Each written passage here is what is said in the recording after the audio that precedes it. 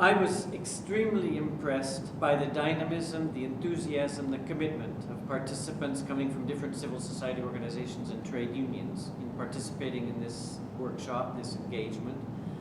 As participants noted, they learned a lot, and in fact there is a lot to learn because migration is increasingly a fundamental topic for governance and for social cohesion in Trinidad and Tobago as it is elsewhere around the world. I was somewhat astounded to hear estimates ranging up to 800,000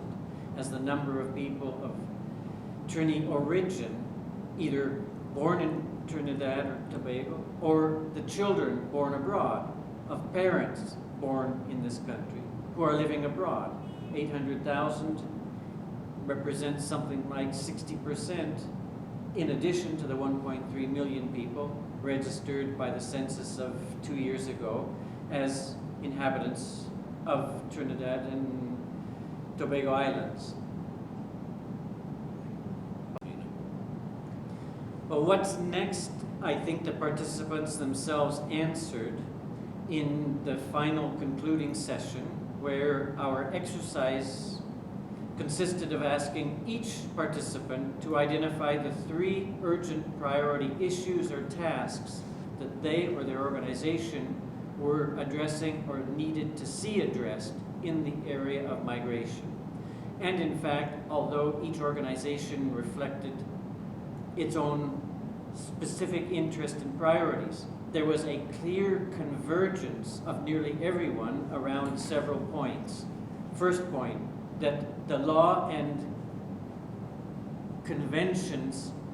regarding the protection of the rights of migrants and of domestic workers in particular needed to be ratified, if they had not been, by Trinidad and Tobago.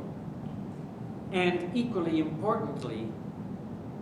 the implementation of those instruments needed to be reviewed, and in many cases needed to be, shall we say, accelerated, because there was a certain expression of concern that, yes, the country has made a number of commitments, but they're not necessarily putting into effect.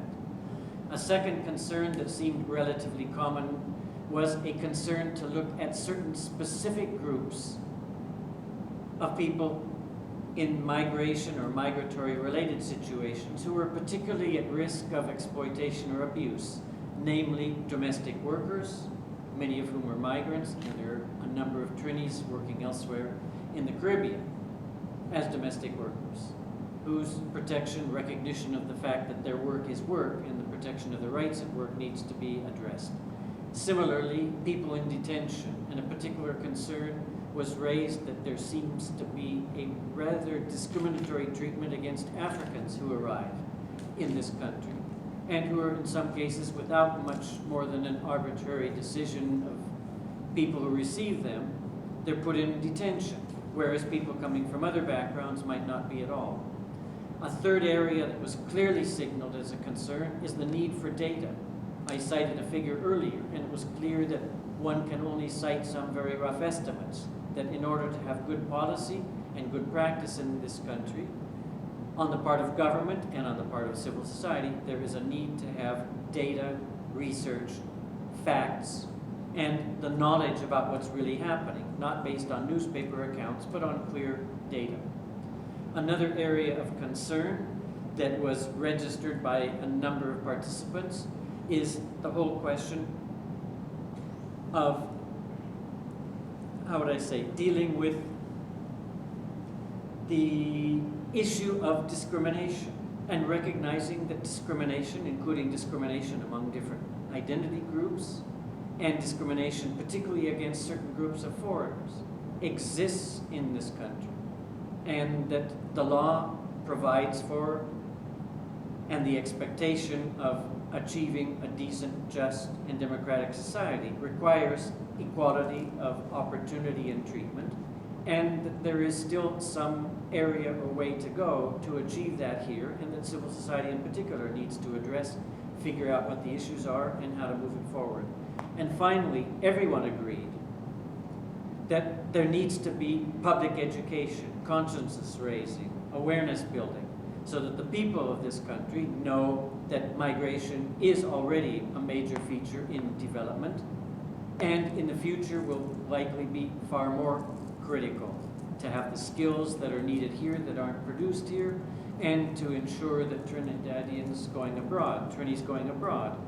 are treated decently, are contributing skills and labor power where they are, and able to send resources and knowledge back to help continue building this country. Thank you. Well, may I just add one final point, which is that in civil society and in migration governance, perhaps the most important grouping are the unions, the trade unions, that would represent the workers, and particularly the workers that we're talking about. One of the points we underlined in the training is that 90% of migration today around the world is bound up in the world of work, in that probably half of all migrants are economically active, meaning that if you add in their dependents, you're talking about most people who have migrated. Even if they didn't migrate for purposes of work, if they moved as refugees, had to move as refugees, or moved as children to join families in family reunification schemes. Once they're settled or established in the destination countries, when the kids grow up, they have to go to work. They enter the world of work, and they're faced with all of the challenges of ensuring decent work in the world of work, meaning that as the organization that can most represent migrants because they're workers, trade unions have a central role in participating in defining migration policy, in ensuring that rights-based policy and labor rights-based policy in particular is implemented, and that it's evaluated and followed up to make sure that what is happening is really ensuring decent work and a decent life for working people and their families.